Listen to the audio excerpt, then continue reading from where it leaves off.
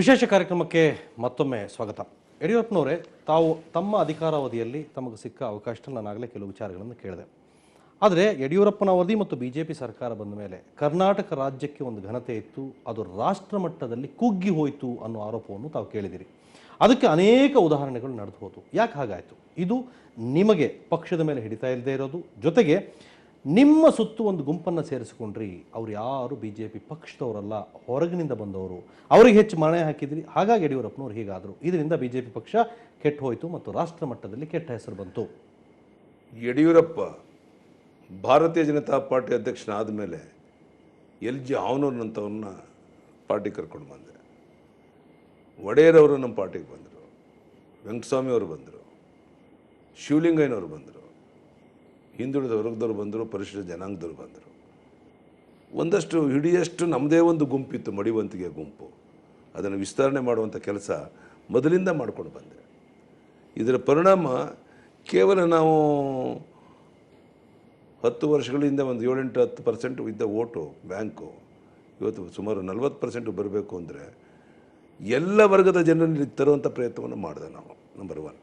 Number 2, ಇವತ್ತೇನು ನಮ್ಮ ಪಕ್ಷದಲ್ಲಿ 110 ಜನ ಶಾಸಕರಿದ್ದಾರೆ, ಮೋರ್ ದ್ಯಾನ್ 50% ನಮ್ಮ ಹೋರಾಟವನ್ನು, ಜನಪರ ಕಾರ್ಯಕ್ರಮವನ್ನು ಗುರುತಿಸಿ ಬೇರೆ ಬೇರೆ ರಾಜಕೀಯ ಪಕ್ಷದಲ್ಲಿದ್ದಂಥ ಅನೇಕ ಪ್ರಮುಖರು ವಿಧಾನಸಭಾ ಚುನಾವಣೆ ನಿಂತರು, ಲೋಕಸಭಾ ಚುನಾವಣೆ ನಿಂತರು. ಹೀಗಾಗಿ ವಿಧಾನಸಭೆಯಲ್ಲಿ ನಾವು 121 ಆಗೋಕ್ಕೆ ಸಾಧ್ಯ ಆಯಿತು, ಲೋಕಸಭೆಯಲ್ಲಿ 19 ಜನ ಕಳ್ಸೋಕ್ಕೆ ಸಾಧ್ಯ ಆಯಿತು. ನಮ್ಮ 4 ಗೋಡೆ ಮಧ್ಯೆ ಇರೋ ನಾವೇ ಇರ್ತೇವೆ ಅಂದಿದ್ದರೆ ಇನ್ನು 25 ವರ್ಷ ಆಗಿದ್ರು ಕರ್ನಾಟಕದಲ್ಲಿ, ದಕ್ಷಿಣ ರಾಜ್ಯದಲ್ಲಿ ಮೊದಲ ಬಾರಿಗೆ BJPನ ಅಧಿಕಾರಕ್ಕೆ ತರಕ್ಕೆ ಆಗ್ತಾ ಇರಲಿಲ್ಲ. ತಾವು ಶಿಸ್ತಿನ ಪಕ್ಷದಿಂದ ಒಂದು ನಿಮಿಷ ಪೂರ್ಣ ಮಾಡ್ತೇನೆ. ಒಂದು ರಾಜಕೀಯ ಪಕ್ಷ ಹೇಗಿರಬೇಕು ಅಂತ ಹೇಳಿದ್ರೆ 10 ವರ್ಷಗಳಲ್ಲಿ ನಾವು ಬೆಳೆದಂಗೆ ಎಲ್ಲರನ್ನು ಬಾಚಿ ಅಪ್ಪಿಕೊಂಡು ಎಲ್ಲರನ್ನು ನಮ್ಮವ್ರನ್ನಾಗಿ ಮಾಡಿಕೊಂಡು ನಮ್ಮ ಬೇಸ್ ದೊಡ್ಡದು ಮಾಡ್ಕೋಬೇಕು. ಆ ಕೆಲಸ ಯಡಿಯೂರಪ್ಪ ಮಾಡಿದ್ದಾನೆ. ದೇಶದಲ್ಲಿ ಇದೊಂದು ದೊಡ್ಡ ಸಾಧನೆ. ಇದು ಇನ್ನೇನು ರಾಜ್ಯದಲ್ಲಿ, ದೇಶದ ಯಾವುದೇ ರಾಜ್ಯದಲ್ಲಿ ನಿಮ್ಮ ಜೊತೆ ಈ ರೀತಿ ಬದಲಾವಣೆ ಕೆಲವ್ರ ಬಗ್ಗೆನೇ ಪರ್ಟಿಕ್ಯುಲರ್ ಅಸಮಾಧಾನ ಇದೆ. ಅವ್ರ ಹೆಸರನ್ನು ಹೇಳ್ತೀನಿ ನಾನು. ಉದಾಸಿ ಅವ್ರ ಬಗ್ಗೆ, ಬಸವರಾಜ ಬೊಮ್ಮಾಯಿ ಬಗ್ಗೆ, ಮುರುಗೇಶ್ ನಿರಾಣಿ ಅವ್ರ ಬಗ್ಗೆ, ಸೋಮಣ್ಣ ಅವ್ರ ಬಗ್ಗೆ, ಶೋಭಾ ಕರಂದ್ಲಾಜೆ, ಇವರು ಇಷ್ಟೇ ಜನ ಯಡಿಯೂರಪ್ಪನವ್ರನ್ನ ಸುತ್ತುವರೆದಿರ್ತಾರೆ. ಸ್ವಾಮಿ, ಇದರಲ್ಲಿ ಏನೂ ಸತ್ಯಾಂಶ ಇಲ್ಲ. ಉದಾಸಿ ಆ ಜಿಲ್ಲೆಯಲ್ಲಿ ದೊಡ್ಡ ಒಂದು ಶಕ್ತಿ. ಉದಾಸಿ ಅಂದರೆ ಅವರಿಂದ 7 ಜನ ಶಾಸನ ಕೆಲಸವಂಥ ಶಕ್ತಿ ಇರುವಂಥವ್ರು. ಶೋಭಾ ಕರಂದ್ಲಾಜೆ ಬಹುಶಃ ಅವರು ಗ್ರಾಮೀಣ ಅಭಿವೃದ್ಧಿಯಲ್ಲಿ ಮಾಡಿರುವಂಥ ಸಾಧನೆ, ಪೌರ ಕ್ಷೇತ್ರದಲ್ಲಿ ಮಾಡಿರುವಂಥ ಸಾಧನೆ, ಒಬ್ಬ ಸಚಿವೆಯಾಗಿ ಅವರು ಮಾಡಿರುವಂಥ ಸಾಧನೆ, ಒಬ್ಬ ಕಾರ್ಯಕರ್ತೆಯಾಗಿ BJP ಜವಾಬ್ದಾರಿ ಇವತ್ತು ಜನರಲ್ ಸೆಕ್ರೆಟರಿ ಮಾಡಿರುವಂಥ ಸಾಧನೆಯನ್ನು ಕರ್ನಾಟಕದ ಜನ ಯಾರೂ ಮರೆಯೋಕ್ಕೆ ಸಾಧ್ಯ ಇಲ್ಲ. ಇಂಡಸ್ಟ್ರಿ ಕ್ಷೇತ್ರದಲ್ಲಿ ದೊಡ್ಡ ಪರಿವರ್ತನೆ ಆಗಿದೆ. ಇವತ್ತು ನೀರಾವರಿ ಕ್ಷೇತ್ರದಲ್ಲಿ ಬಸವರಾಜ ಬೊಮ್ಮಾಯಿಯಿಂದ ಕ್ರಾಂತಿ ಆಗಿದೆ. ಇವರನ್ನು ಬೆಟ್ಟು ಮಾಡಿ ತೋರಿಸ್ತಾರೆ ನಮ್ಮವರು. ನೋಡಿ ಸ್ವಾಮಿ, ಸೋಮಣ್ಣನ ಬಗ್ಗೆ ಹೇಳಿ. ಸೋಮಣ್ಣ ಏನಾಗಿದೆ? ಸೋಮಣ್ಣ ಅವರು ಅವತ್ತು ಬರದೇ ಇದ್ದರೆ ಇವತ್ತು ಅನಂತಕುಮಾರ್ ಅವರು ಲೋಕಸಭೆಗೆ ಹೋಗ್ತಾ ಇರಲಿಲ್ಲ. ಆ ಸಮಯದಲ್ಲಿ ಬಲವಂತ ಮಾಡಿ ಕರ್ಕೊಂಡು ಬಂದೆ BJPಗೆ. ಹೌಸಿಂಗ್ ಮಿನಿಸ್ಟ್ರಾಗಿ ಹೌಸಿಂಗ್ ಕ್ಷೇತ್ರವನ್ನು ಇಡೀ ರಾಜ್ಯಕ್ಕೆ ಪರಿಚಯ ಮಾಡಿ 16 ಲಕ್ಷ ಮನೆಗಳನ್ನು ಕಟ್ಟೋ ಗುರಿ ಇಟ್ಕೊಂಡು ಕೆಲಸ ಪ್ರಾರಂಭ ಮಾಡಿರುವಂಥವ್ರು ಸೋಮಣ್ಣ. ಯಾರಿದನ್ನು ಬೆಟ್ಟು ಮಾಡಿ ತೋರಿಸ್ತಾರೆ?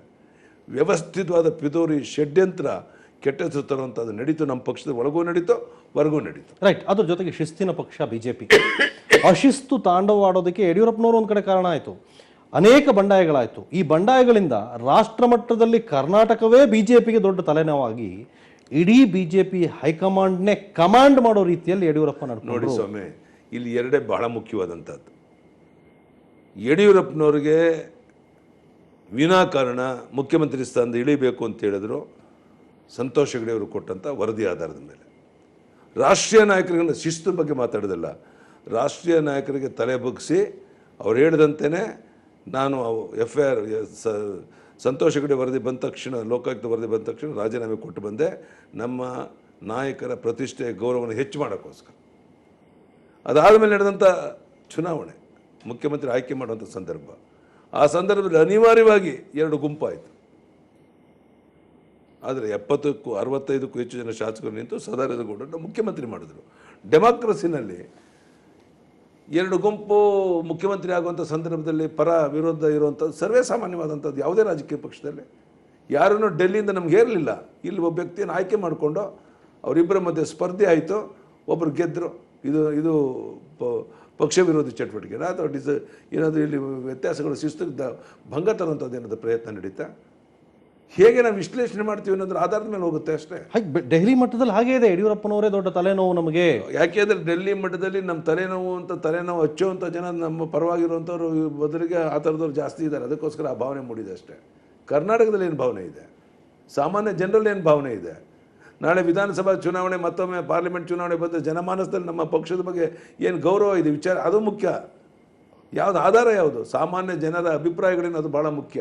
ಮೊನ್ನೆಯ ವಿಚಾರದಲ್ಲೂ ಕೂಡ ಹೈಕಮಾಂಡ್ಗೆ ಕಮಾಂಡೇ ಇಲ್ಲ, ಅದು ಲೋ ಕಮಾಂಡು, ಅದು ಕಮಾಂಡೇ ಕಳ್ಕೊಂಡ್ಬಿಟ್ಟಿದೆ, ಬೆನ್ನೆಲುಬಿಲ್ಲದ ರಾಷ್ಟ್ರೀಯ ಪಕ್ಷದ ರಾಷ್ಟ್ರೀಯ ನಾಯಕರುಗಳು ಅನ್ನೋ ಮಾತುಗಳೆಲ್ಲ ಚರ್ಚೆಗೆ ಬಂದು. ಭಾರತೀಯ ಜನತಾ ಪಾರ್ಟಿನಲ್ಲಿರುವಂಥ ನಾಯಕತ್ವದ ಗುಣ, ರಾಷ್ಟ್ರೀಯ ನಾಯಕರು ಇರುವಂಥ ಕಂಟ್ರೋಲು ಬೇರೆ ಯಾವುದೇ ರಾಜಕೀಯ ಪಕ್ಷದಲ್ಲಿ ಸಿಗೋಕ್ಕೆ ಸಾಧ್ಯ ಇಲ್ಲ. ಅಟಲ್ ಬಿಹಾರಿ ವಾಜಪೇಯಿ, ಲಾಲ್ ಕೃಷ್ಣ ಅದ್ವಾನಿ ಅಂತ ಇರುವಂಥ ಪಾರ್ಟಿ ಇದು. ಆದ್ದರಿಂದ ಶಿಸ್ತಿಗೆ ನಮಗೇನು ಕೊರತೆ ಇಲ್ಲ, ನಮ್ಮ ರಾಷ್ಟ್ರೀಯ ನಾಯಕರಿಗೆ ನಮ್ಮ ಮಾರ್ಗದರ್ಶನ ಮಾಡೋರಿಗೇನು ಕೊರತೆ ಇಲ್ಲ, ಎಲ್ಲರೂ ಇದ್ದಾರೆ. ಪ್ರತಿ 3 ತಿಂಗಳಿಗೊಮ್ಮೆ ಯಡಿಯೂರಪ್ಪನವರು ಒಂದು ಬಂಡಾಯ ಮಾಡಿಬಿಟ್ಟು ಹೆದರಿಸ್ತಾರೆ ಎಲ್ಲರನ್ನು. ಉದಾಹರಣೆ ಅನೇಕ ಜನ ಹೆದರಿಕೆಯಿಂದಲೇ ನಿಮ್ಮ ಜೊತೆ ಇದ್ದಾರೆ ಬಹಳಷ್ಟು ಶಾಸಕರುಗಳು. ನೋಡಿ, ಇದನ್ನ ತಪ್ಪು ಗ್ರಹಿಕೆ, ಅದಕ್ಕೆ ನಾನು ನಿಮ್ಗೆ ಉದಾಹರಣೆ ಕೊಟ್ಟದ್ದು. ನಾವು ಭಾಳ ಧಾರಾಳವಾಗಿ, ಪ್ರಾಮಾಣಿಕವಾಗಿ, ವಾಸ್ತವಿಕ ನೆಲೆಗಟ್ಟಿನ ಮೇಲೆ ಮಾತನಾಡಬೇಕು. ನಾನು ನಿಮ್ಗೊಂದು ಉದಾಹರಣೆ ಕೊಟ್ಟೆ. ಈ ದೇಶದ ಇತಿಹಾಸದಲ್ಲಿ ಎಲ್ಲಾದ್ರೂ ಮುಖ್ಯಮಂತ್ರಿ ಸ್ಥಾನ ಕಳ್ಕೊಂಡ ಮೇಲೆ ಅವ್ರ ಮನೆಯಲ್ಲಿ ಬಂದು 65-70 ಜನ ಎಮ್ ಎಲ್ ಎಗಳು ಬಂದು ಕೂತ್ಕೊಳ್ಳೋದು ನೋಡಿದ್ದೀರಾ? ಈ ದೇಶದ ಇತಿಹಾಸದಲ್ಲಿ ಮುಖ್ಯಮಂತ್ರಿ ರಾಜೀನಾಮೆ ಕೊಡೋಕ್ಕೆ ರಾಜಭವನಕ್ಕೆ ಹೋದಾಗ 70 ಜನ ಜೊತೆಗೆ ಬರೋದನ್ನು ನೋಡಿದ್ದೀರಾ? ಈ ದೇಶದ ಇತಿಹಾಸದಲ್ಲಿ ಅಧಿಕಾರ ಕಳ್ಕೊಂಡು 9 ತಿಂಗಳು ಆದಮೇಲೂ ಸಹ ಇವತ್ತು CBI ಎನ್ಕ್ವೈರಿ ಆಗ್ತಾ ಇದೆ ಅನ್ನೋ ಸಂದರ್ಭದಲ್ಲೂ ಸಹ ಅದೇ 65-70 ಜನ ಶಾಸಕರು ನಿಮ್ಮ ಜೊತೆಗೆ ನಾವು ಪ್ರಾಣ ಕೊಡ್ತೇವೆ, ಬೇಕಾದ್ರೆ ರಾಜೀನಾಮೆ ಕೊಟ್ಟು ನಿಮ್ಮ ಹಿಂದೆ ಬರ್ತೇವೆ ಅಂತ ಹೇಳುವಂಥದ್ದನ್ನು ಉದಾಹರಣೆ ಎಲ್ಲರೂ ಕಂಡಿದ್ದೀರಾ? ಇದು ನನ್ನ ಬಗ್ಗೆ ಇರುವಂಥ ಅಲ್ಲ ಪ್ರೀತಿ, ವಿಶ್ವಾಸ. ನಾನು ಅವ್ರನ್ನ ಅಭಿವೃದ್ಧಿ ಕಡೆ ಗಮನ ಕೊಟ್ಟೋದ್ರ ಬಗ್ಗೆ ಮತ್ತೆ ನಾವು ಶಾಸಕರಾಗಿ ಗೆದ್ದು ಬರ್ತೀವಿ ಅನ್ನೋ ಆತ್ಮವಿಶ್ವಾಸ ತಾನೇ ಈ ಶಾಸಕರು ಮೂಡಿರುತ್ತಾನೆ ಇವತ್ತು ನನ್ನ ಜೊತೆಗೆ ಬಂದಿರೋದು ಕಾರಣ. ಅದಕ್ಕೂ ಒಂದು ಕಾರಣ ಇದೆ ಯಡಿಯೂರಪ್ಪನವರೇ, ನಿಮ್ಮ ಜೊತೆ ಯಾಕೆ ಅಷ್ಟು ಜನ ಬರ್ತಾ ಇದ್ದಾರೆ ಅನ್ನೋದಕ್ಕೂ ಕೂಡ ಒಂದು ಚರ್ಚೆ ಇದೆ. ಹೇಳಿ, ಏನು ಕಾರಣ? ನೋಡಿ, ಈ ಹಿಂದೆ ಎಲ್ಲ ರಾಜಕೀಯ ಧ್ರುವೀಕರಣ ಅಂತ ಆಗ್ತಿತ್ತು. ಕಾಂಗ್ರೆಸ್ಗೆ ಪೋಲರೈಸೇಷನ್ ಆಯಿತು, JDS ಧ್ರುವೀಕರಣ ಆಯಿತು, ಅಥವಾ BJP ಕಡೆ ಧ್ರುವೀಕರಣ ಆಯಿತು ಅಂತ ಹೇಳ್ಬಿಟ್ಟು ಕೆಲವು ಸಂದರ್ಭಗಳಲ್ಲಿ. ಯಡಿಯೂರಪ್ಪನವರ ನಂತರ ಅಧಿಕಾರಕ್ಕೆ ಬಂದ ನಂತರ ಜಾತಿ ಧ್ರುವೀಕರಣ ಆಯಿತು. ಇದಕ್ಕೆ ಮೂಲ ಕಾರಣ ತಾವು. ಅಂದರೆ ಈ ಹಿಂದೆ ದಲಿತರು, ಅಲ್ಪಸಂಖ್ಯಾತರು ಅಥವಾ ಹಿಂದುಳಿದವರು ಅನ್ನೋ ಮಾತಿತ್ತು. ಈಗ ಲಿಂಗಾಯತರಲ್ಲಿ A ವರ್ಗ ಯಾವುದು, B ವರ್ಗ ಯಾವುದು, ಒಕ್ಕಲಿಗರಲ್ಲಿ A ವರ್ಗ, B ವರ್ಗ, ಅವ್ನು ನಮ್ಮನ್ನು ಹಿಂದುಳಿದವ್ರಿಗೆ ಸೇರಿಸಿ ಅನ್ನೋ ಮಟ್ಟಕ್ಕೆ ತಂದಿಟ್ಟು ಈ ಜಾತಿ ಧ್ರುವೀಕರಣಕ್ಕೆ ಕಾರಣರಾದ್ರಿ ತಾವು. ನೋಡಿ, ಲೋಕಸಭೆಯಲ್ಲಿ 42%, 42.33% ಓಟು ಬಂತು. 19 ಜನ ನಾವು ಗೆದ್ದವು ಅಂತ ತಿಳ್ಕೊಂಡೆ. ಹೇಳಿದೆ ನಾನು ನಿಮಗೆ ತಾನೆ. ನಾನು ಕೇಳ್ತೇನೆ, 42.33% ಓಟು ಬರೋಕ್ಕೆ ಲಿಂಗಾಯತರು ಮಾತ್ರ ಓಟ್ ಕೊಡೋಕ್ಕೆ ಸಾಧ್ಯನಾ? ಈ ರಾಜ್ಯದ ಎಲ್ಲ ವರ್ಗದ ಜನರ ಪ್ರೀತಿ ವಿಶ್ವಾಸ ಗಳಿಸಿ ಅವರೆಲ್ಲರೂ ಕಮಲದ ಗುರುತಿಗೆ ಓಟ್ ಹಾಕೋದ್ರಿಂದ ನಾವು 19 ಲೋಕಸಭಾ ಗೆಲ್ಲಕ್ಕೆ ಸಾಧ್ಯ ಆಯಿತು, 121 MLA ಮಾಡ್ಕೊಳ್ಳೋಕೆ ಸಾಧ್ಯ ಆಯಿತು. ಅದಕ್ಕೆ ನಾನು ನಿಮ್ಗೆ ಹೇಳಿದಂಥದ್ದು, ಯಾವುದಾದ್ರು ಒಂದು ಕಾರ್ಯಕ್ರಮ, ಯಾವುದಾದ್ರೂ ಒಂದು ಜನಾಂಗವನ್ನು, ಒಂದು ಸಮೂಹವನ್ನು ಓಲೈಸುವಂಥ ಕಾರ್ಯಕ್ರಮವನ್ನು ಯಡಿಯೂರಪ್ಪನವ್ರು ನೀವು ಮಾಡಿದ್ರೆ ಈ ಕಾರ್ಯಕ್ರಮದಿಂದ ಈ ಸಮೂಹಕ್ಕೆ ಅನ್ಯಾಯ ಆಯಿತು ಅನ್ನೋದು ಒಂದು ಉದಾಹರಣೆ ಕೊಡಿ. ನೀವು ಹೇಳಿದಾಗ ನಾನು ಕೇಳ್ತೇನೆ.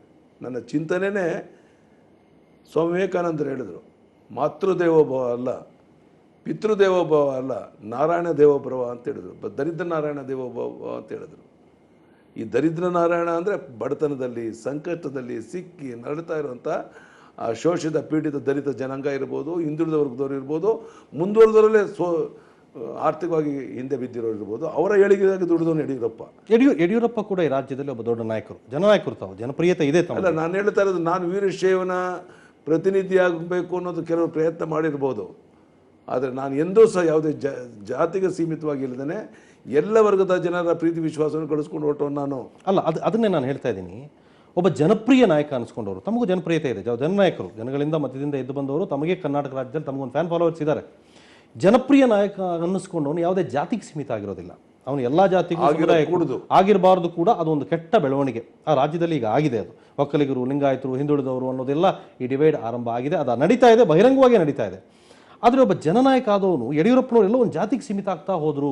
ಅವರು ಸುತ್ತಮುತ್ತ ಲಿಂಗಾಯತರು ಕಾಣಿಸ್ತಾ ಇದ್ದಾರೆ, ಅವ್ರ ಬಗ್ಗೆ ಮಾತಾಡ್ತಾ ಇರೋರು ಲಿಂಗಾಯತರು, ಅವರ ಕ್ಯಾಬಿನೆಟಲ್ಲಿ ಅವ್ರಿಗೆ ಪ್ರಾಮುಖ್ಯತೆ ಸಿಕ್ಕಿದ ಲಿಂಗಾಯತರಿಗೆ, ಅಧಿಕಾರಿ ವರ್ಗದಲ್ಲಿ ಪ್ರಾಮುಖ್ಯತೆ ಸಿಗ್ತಾ ಇರೋದು ಲಿಂಗಾಯತರಿಗೆ ಅಂತ ವ್ಯವಸ್ಥಿತವಾಗಿ ಅದು ಪಿತೂರಿಯಾಗಿ ನಡೀತು, ಅಥವಾ ಅದಕ್ಕೆ ತಾವು ಒಗ್ತಾ ಹೋದ್ರು ಬೇರೆಯವ್ರು ಮಾಡ್ತಾ ಹೋಗಿದ್ದಕ್ಕೆ, ಅಥವಾ ನೀವೇ ಅದನ್ನು ಬಯಸಿದ್ರು? ನಾನು ನಿಮಗೆ ಇಷ್ಟೇ ಹೇಳಕ್ಕೆ ಇಚ್ಛೆ ಪಡುವಂಥದ್ದು, ಕೈಯಲ್ಲಿರುವಂಥ ಹುಣ್ಣಿಗೆ ಕನ್ನಡಿ ಬೇಕಾಗಿಲ್ಲ. ನಾನು ಮುಖ್ಯಮಂತ್ರಿ ಆಗಿದ್ದೆ, ನನ್ನ ಹಿಂದೆ ಸುತ್ತ ಅಧಿಕಾರಿಗಳಿದ್ದರು. ಎಷ್ಟು ಜನ ಲಿಂಗಾಯತರಿದ್ದರು ಸ್ವಾಮಿ? ರಂಗನಾಥ್ ಲಿಂಗಾಯತ, ಪ್ರಸಾದ್ ಲಿಂಗಾಯತನ, ಲಕ್ಷ್ಮೀನಾರಾಯಣ ಲಿಂಗಾಯತನ, ಹೇಳಿ ಯಾರ್ದಾರ ಹೆಸರನ್ನು. ಒಂದು ಮುಖ್ಯಮಂತ್ರಿಯಾಗಿ ನನ್ನ ಸುತ್ತ ಇದ್ದಂಥ ಪ್ರಮುಖ ಇಲಾಖೆಯಲ್ಲಿದ್ದಂಥ ಅಧಿಕಾರಿಗಳು ಯಾವುದೇ ಲಿಂಗಾಯತ ಕೋಮಿನ ಪ್ರಮುಖರು ನಾನು ಇಟ್ಕೊಂಡಿರಲಿಲ್ಲ. ಅಪರಾಧ ಅಂತ ಹೇಳಲಿಲ್ಲ ನಾನು. ಆದರೆ ಅದಕ್ಕೆ ನಾನು ಗಮನ ಕೊಡಲೇ ಇಲ್ಲ. ಯಾವುದೇ ಸಂದರ್ಭದಲ್ಲಿ ನನ್ನ ಜಾತಿ ನನ್ನ ನೆನಪೇ ಬರಲಿಲ್ಲ. ಎಲ್ಲ ವರ್ಗದ ಜನರಿಗೆ ನ್ಯಾಯ ಸಿಗಬೇಕು ಅನ್ನೋದು ಆಧಾರದ ಮೇಲೆ ನಾನು ರಾಜಕಾರಣ ಮಾಡಿದ್ದೇನೆ ಹೊರತು, ಈ ಉದಾಹರಣೆಗೆ ಹಜ್ ಯಾತ್ರೆಗಳಿಗೆ ಹಜ್ ಭವನ ಯಾಕೆ ಇನ್ನೋರು ಕಾಂಗ್ರೆಸ್ನವ್ರು ಯೋಚನೆ ಮಾಡಲಿಲ್ಲ, JDSನವ್ರು ಯೋಚನೆ ಮಾಡಲಿಲ್ಲ? ಅಂಬೇಡ್ಕರ್ ಭವನಗಳಿರ್ಬೋದು, ಬೇರೆ ಬೇರೆ ರೀತಿಯ ಸವಲತ್ತುಗಳು ಅನುಕೂಲಗಳನ್ನ ಮಾಡಿಕೊಟ್ಟೋದಿರ್ಬೋದು, ಜಗಜೀವನ್ ರಾಮ್ ಭವನಗಳನ್ನಿರ್ಬೋದು, ಬೋವಿ ಸಮಾಜಕ್ಕೆ ಆಗಿ ಮಾಡಿರೋಂಥ ಅನುಕೂಲಗಳಿರ್ಬೋದು, ಬಣಜಾರ್ ಸಮಾಜಕ್ಕೆ ಮಾಡಿದಂಥ ಅನುಕೂಲಗಳಿರ್ಬೋದು, ಯಾಕೆ ಹಿಂದಿನವ್ರು ಮಾಡಲಿಲ್ಲ ಸ್ವಾಮಿ? ಒಂದು ಉದಾಹರಣೆ ಕೊಡಿ. ಅಲ್ಲ, ಕೆಲವು ಸಂದರ್ಭದಲ್ಲಿ ಚರ್ಚೆ ಹೇಗೆ ಬಂತು ಅಂದರೆ, ಕೆಲವು ಹುದ್ದೆಗಳಿಗೆ ಅವರಿಗೆ ಕ್ವಾಲಿಫಿಕೇಷನ್ನೇ ಲಿಂಗಾಯತರಾಗಿರಬೇಕು ಅನ್ನೋದು, ಇನ್ನು ಕೆಲವರು ಲಿಂಗಾಯತರಾಗಿರೋದು ತಪ್ಪೇನಪ್ಪ, ನಾವು ಆ ಹುದ್ದೆಗೆ ಹೋಗೋದೇ ಹೆಂಗೆ ಮುಜುಗರ ಹಿಂದಕ್ಕೆ ಹೋದರು. Give me one example. ಹಾಗೆ ಮಾತನಾಡೋದಕ್ಕಿಂತ ಈ ರೀತಿ ಯಡಿಯೂರಪ್ಪನವರೇ ನಡೀತು, KPSC ಒಂದು ಉನ್ನತವಾದಂಥ ಒಂದು ಸಂಸ್ಥೆ, ಎಂಥ ಮುತ್ತು ರತ್ನದಂಥವ್ರನ್ನ ಆಯ್ಕೆ ಮಾಡಿ ಕಳಿಸಿ, ಯಾರು ಬರೀ ಲೂಟಿ ಮಾಡ್ತಾಯಿದ್ರು ಅದನ್ನು ತಪ್ಪಿಸಿ ಯೋಗ್ಯತೆ ಇರುವಂಥ ಮೆರಿಟ್ ಸ್ಟೂಡೆಂಟ್ಸ್ಗಳನ್ನ ಆಯ್ಕೆ ಮಾಡುವಂಥ ಹೊಸ ವ್ಯವಸ್ಥೆಯನ್ನು ತಂದಲ್ಲ, ಇದು ಕ್ರಾಂತಿ ಅಲ್ವೇನಾ? Give me one example. ಇಂಥ ಸಮೂಹಕ್ಕೆ ನಿಮ್ಮ ಕಾಲದಲ್ಲಿ ಅನ್ಯಾಯ ಆಯಿತು ಸ್ವಾಮಿ ಅಂತ ಹೇಳಿಬಿಟ್ರು. ಇಲ್ಲ, ನಾನು ನಿಮ್ಗೆ ಯಾಕೆ ಈ ಮಾತನ್ನು ನಾನು ಹೇಳ್ತಾ ಇದ್ದೀನಿ, ಉದಾಹರಣೆಗಳನ್ನ 100 ಕೊಡಬಲ್ಲೆ. ಯಾವುದೇ ಮಾತನಾಡಿ ಯಾವುದೇ ಸಮೂಹಕ್ಕೆ ನಾನು ನೋವು ಮಾಡೋಕ್ಕೆ ಇಷ್ಟಪಡೋಲ್ಲ. ಹಿಂದಿನ ಸರ್ಕಾರಗಳು ಯಾವುದೇ ಹೆಸರು ಹೇಳೋಕ್ಕೆ ಇಚ್ಛೆ ಪಡೋದಿಲ್ಲ. ಆದರೆ ಯಡಿಯೂರಪ್ಪ ಬಂದ ಮೇಲೆ ವಾಲ್ಮೀಕಿ ಜಯಂತಿ ಮಾಡೋಕ್ಕೆ ಪ್ರಾರಂಭ ಆಯಿತು ಅನ್ನೋದನ್ನು ನೀವು ಮರಿಬೇಡಿ. ಕನಕ ಜಯಂತಿ ಮಾಡೋದನ್ನು ಪ್ರಾರಂಭ ಆಯಿತು ಅನ್ನೋದು ನೀವು ಮರಿಬೇಡಿ. ಅದರಿಂದ ನನ್ನ ಒಂದೊಂದು ಕಾರ್ಯಕ್ರಮ ಸಹ, ಉದಾಹರಣೆಗೆ ನಾನು ನಿಮಗೆ ಹೇಳ್ತೇನೆ, ನಾನು ಇವತ್ತು ತಿರುವಳ್ಳುವರ್ ಸರ್ವಜ್ಞ ವಿಷಯ ಸ್ಟ್ಯಾಚ್ಯೂ ಹಾಕೋದು, ಯಾರು ರಿಸ್ಕ್ ತೊಗೊಳಕ್ಕೆ ರೆಡಿ ಇರಲಿಲ್ಲ. ಇವತ್ತು ತಮಿಳ್ನಾಡಿಗೆ ಹೋದರೆ ನನ್ನ ಭಾಷೆ ಒಪ್ಕೊಳ್ತಾರೆ. ಅದೇ ಸರ್ವಜ್ಞ ಪೀಠ ಸ್ಥಾಪನೆ, ಸರ್ವಜ್ಞ ಅದರಿಂದ ಒಂದು ರಾಜಕೀಯ ಉದ್ದೇಶ ಇತ್ತು. ಆ ಚಂದ್ರ BBMP ಚುನಾವಣೆ ನೋಡಿ ಹಾಗಾಗಿ ಮಾಡಿದ್ರಿ. ನಾವು ಎಲ್ಲಕ್ಕೂ ಏನೋ ಒಂದು ರಾಜಕೀಯ ಉದ್ದೇಶ ಹುಡುಕಬಾರ್ದು. ಭಾಳ ವರ್ಷಗಳಿಂದ ತಿರುವಳ್ಳುವರ್ದು ಸ್ಟ್ಯಾಚ್ಯೂ ರೆಡಿ ಇದ್ರೆ ತೆಗಿಯೋಕ್ಕಾಗ್ದೇ ಎಲ್ಲಿ ತಮಿಳಿಯನ್ಸನ್ನು ಮೈ ಮೇಲೆ ಕನ್ನಡಿಗರು ತಪ್ಪು ತಿಳ್ಕೊತಾರೋ ಅಂತ ತಿಳ್ಕೊಂಡಿದ್ರು. ಕನ್ನಡಿಗರು ತಮಿಳಿಯನ್ಸು ವಿಶ್ವಬೀಜ ಬಿತ್ತಿ ರಾಜಕಾರಣ ಮಾಡೋರು ಇನ್ನೂರು ಪ್ರಯತ್ನ ಮಾಡಿದ್ರು. ಅವರೆಲ್ಲ ಒಂದೇ ತಾಯಿ ಮಕ್ಕಳಂತೆ ಮೂಡಿಸುವಂಥ ಪ್ರಯತ್ನ ನಾನು ಮಾಡಿದ್ದೇನೆ. ಇದೊಂದೊಂದು ಉದಾಹರಣೆಗಳು ಸಹ ಇವತ್ತು ನಾನು ಮಾಡಿದಂಥ ಕೆಲಸ ಸಾಕ್ಷಿ. ಇವತ್ತು ಕಿತ್ತೂರು ರಾಣಿ ಚೆನ್ನಮ್ಮ ಶಾಲೆಗಳು, ಮೊರಾರ್ಜಿ ದೇಸಾಯಿ ಶಾಲೆಗಳು, 7 ಯೂನಿವರ್ಸಿಟಿಗಳು ಯಾರಿಗೋಸ್ಕರ ಮಾಡಿದ್ರು? ಈ ರಾಜ್ಯದ ಉದ್ದಗಲಕ್ಕೆ ಎಲ್ಲೆಲ್ಲಿ ಹಿಂದೆ ಬಿದ್ದಿತ್ತು ಅಲ್ಲೆಲ್ಲ ಕಡೆ ಅಭಿವೃದ್ಧಿ ಕಾರ್ಯಗಳಿಗೆ ನಾವು ಗಮನ ಕೊಟ್ಟು. ನೀವೇನು ಭಾಳ ದೂರ ಹೋಗಬೇಡಿ. ಮೆಟ್ರೋ ವ್ಯವಸ್ಥೆ ಬೆಂಗಳೂರಲ್ಲಾಗಿರುವಂಥ ಅಭಿವೃದ್ಧಿ ಕಾರ್ಯಗಳು ಕಳೆದ 3-4 ವರ್ಷದ ಹಿಂದೆ ಬೆಂಗಳೂರು ಹೇಗಿತ್ತು, ಇವತ್ತು ಹೆಂಗಿದೆ? ಕರ್ನಾಟಕ ರಾಜ್ಯದ ಜಿಲ್ಲಾ ಕೇಂದ್ರಗಳು ಹೆಂಗಿದೆ, ಇವತ್ತೇನು ಹೇಗಿದೆ? ಇವತ್ತು ಹುಬ್ಬಳ್ಳಿನಲ್ಲಿ, ಬೆಳಗಾಂನಲ್ಲಿ ಸುವರ್ಣಸೌಧ ನನ್ನ ಕನಸು ನೆನಸಾಗಿದೆ, ಪೂರ್ಣ ಆಗ್ತಾ ಬಂದಿದೆ. ವಿಶ್ವ ಕನ್ನಡ ಸಮ್ಮೇಳನ ಮಾಡಿದೋ, ಹಾಗಾದ್ರೆ ಇಡೀ ನಾಡಿನ ಜನ, ದೇಶದ ಜನ ಇವತ್ತು ನೆನಪಿಟ್ಕೊತಾ ಇದ್ರು ವಿಶ್ವ ಕನ್ನಡ ಸಮ್ಮೇಳನವನ್ನು. ಗ್ಲೋಬಲ್ ಇನ್ವೆಸ್ಟರ್ಸ್ ಮೀಟ್ ಮಾಡಿದೋ, ಅಷ್ಟು ದೊಡ್ಡ ಪ್ರಮಾಣದಲ್ಲಿ ಹಣ ಹರಿದು ಬಂತು. ಇದು ಕ್ರಾಂತಿಕಾರಿ ಕೆಲಸ ಅಲ್ವೇನು? ರಾಜ್ಯದ ಅಭಿವೃದ್ಧಿಯನ್ನು ಕಣ್ಮುಂದೆ ಇಟ್ಕೊಂಡು ಮಾಡೋದಲ್ವೇನು? ಇಂಥದ್ದು ಒಂದು ಮಾಡಿದ್ರೇನು ಕಳೆದ 16 ವರ್ಷಗಳ ಹಿಂದೆ ಒಂದು ಉದಾಹರಣೆ. ಅದರಿಂದ ನಾನು ನನ್ನದೇ ಆದಂಥ ಒಂದು ಕನಸಿಟ್ಕೊಂಡು ಕೆಲಸ ಮಾಡಿದ್ದೆ. ಸ್ವಲ್ಪ 7-8 ತಿಂಗಳ ಕಾಲ ಅದು ಭಗ್ನ ಆಯಿತು. ನಿಜ, ನನ್ನದೇ ಆದಂಥ ಒಂದು ಕಲ್ಪನೆ ಇತ್ತು. 5 ವರ್ಷದಲ್ಲಿ 3ನೇ ವರ್ಷ ಹಿಂಗಾಗಬೇಕು, 4ನೇ ವರ್ಷ ಹಿಂಗಾಗಬೇಕು, 5ನೇ ವರ್ಷ ಹಿಂಗಾಗಬೇಕು, ಒಂದು ಕನಸು ಕೊಟ್ಟನು. ಇದು ಸಣ್ಣ ವಿಷಯನ, 1 ಲಕ್ಷ ಕೋಟಿ ರೂಪಾಯಿನ ಬಡ್ಜೆಟ್ನ ಮಂಡನೆ ಮಾಡ್ತೇನೆ ಸದಾನಂದ ಗೌಡರು ಮಾಡಿದ್ರು, ನಮ್ಮದೇ ಸರ್ಕಾರ. ಸಂತೋಷ ನನಗೆ. ಆ ಗುರಿ ಮುಟ್ಟಿದ್ವೋ ಇಲ್ಲ ನಾವು? ಒಂದು ಕಡೆ ಆರ್ಥಿಕ ಸ್ಥಿತಿ ಸುಧಾರಣೆ ಆಯಿತು, ಮತ್ತೊಂದು ಕಡೆ ತೆರಿಗೆ. ನೀವು ಹೇಳಿ, ಒಂದು ಉದಾಹರಣೆ ಕೊಡಿ. ಯಡಿಯೂರಪ್ಪ ನೀವು ಬಂದ ಮೇಲೆ ಇಷ್ಟು ತೆರಿಗೆ ಭಾರವನ್ನು ಹಾಕಿ ಶ್ರೀಸಾಮಾನ್ಯ ನೊಂದ್ಬಿಟ್ಟ ಅನ್ನೋದನ್ನು ತೋರಿಸಿ ನೀವು. ಅದೆಷ್ಟು ಸವಲತ್ತುಗಳು. ನನ್ನ ವಿಧಾನಸೌಧಕ್ಕೆ ಬಂದು ಯಡಿಯೂರಪ್ಪನವರೇ ನನ್ನ ಹಾರ್ಟ್ ಪೇಷಂಟ್ ಇದ್ದಾನೆ, ಒದ್ದಾಡ್ತಾ ಇದ್ದೀನಿ, 10,000 ಕೊಡ್ತಿಲ್ಲ, 1 ಲಕ್ಷ ರೂಪಾಯಿ, 1.5 ಲಕ್ಷ ರೂಪಾಯಿ ಸ್ಥಳದಲ್ಲಿ ಕೊಡೋಕ್ಕೆ ಶುರು ಮಾಡಿದ್ರು. 16,000 ಜನ ಇವತ್ತು ನೆಮ್ಮದಿಯಿಂದ ಇದ್ದಾರೆ. ಯಾರೋ ಬಡವನ ಮನೇಲಿ ಒಂದು ಸಂಕಷ್ಟ ಇದ್ದರೆ ಅವ್ರಿಗೊಂದು ವೆಹಿಕಲ್ ಹೋಗಿ ಅವರು ಜೀವ ಉಳಿಸೋಕ್ಕಾಗ್ತಾ ಇರಲಿಲ್ಲ. ವೆಹಿಕಲ್ 108 ಒಂದು ವಾಹನ ಹೋಗಿ ಅವರ ಪ್ರಾಣವನ್ನು ಉಳಿಸುವಂಥ ಒಂದು ಕ್ರಾಂತಿಕಾರಿ ಕೆಲಸ ನಾವು ಆರೋಗ್ಯ ಕ್ಷೇತ್ರದಲ್ಲಿ ಮಾಡಿದ್ವಲ್ಲ, ಹೆಲ್ತ್ ಆ್ಯಂಡ್ ಫ್ಯಾಮಿಲಿ ವೆಲ್ಫೇರ್ನಲ್ಲಿ. ಸಾಧನೆ ಅಲ್ವೇನು? ರೈಟ್. ತಾವೇ ಹೇಳೋ ಪ್ರಕಾರ ತಾವೇ ಹೇಳಿ. ತಾವು ಮುಖ್ಯಮಂತ್ರಿಗಳಾಗಿ 3.5 ವರ್ಷ ಅವಧಿಯನ್ನು ಪೂರೈಸಿದ್ರಿ. ಒಂದು ಹಂತಕ್ಕೆ ಬಂದು ತಲುಪಿದ್ರಿ, ಹೋರಾಟ ಮಾಡ್ಕೊಂಡು ಅಲ್ಲಿ ಬಂದು ಕುಳಿತ್ರಿ. ತಾವೇ ಅಲ್ಲಿಂದ ಹೊರಗಡೆ ಬಂದು ನಿಂತಿದ್ರಿ. ತಾವೀಗ ಯೋಚನೆ ಮಾಡಿ, ಅಲ್ಲಿ ನಿಂತ್ಕೊಂಡು ತಾನು ಏನು ತಪ್ಪುಗಳು ಹೆಜ್ಜೆಗಳಿಟ್ಟೆ ಅಂತ ತಾವೇ ಹೇಳಿ ನೋಡೋಣ. ಏನು ತಪ್ಪು ಮಾಡಿದ್ದೇನೆ ನೀವು ಹೇಳಿ ನೋಡಿ. ಇಲ್ಲಿ 2 ವಿಷಯ. ಎಲ್ಲೋ ಒಳ್ಳೇದು ಮಾಡಲು ಸಾಧ್ಯ ಇಲ್ಲ.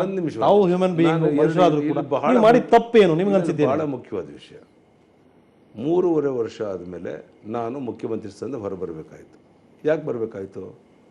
ವ್ಯವಸ್ಥಿತವಾದಂಥ ಷಡ್ಯಂತ್ರ, ಪಿತೂರಿ, ನಮ್ಮ ಲೋಕಾಯುಕ್ತರು ಮಾಡೋದು. ನಿಮ್ಮಿಂದ ಯಾವ ತಪ್ಪುಗಳು ಆಗಲಿಲ್ಲ?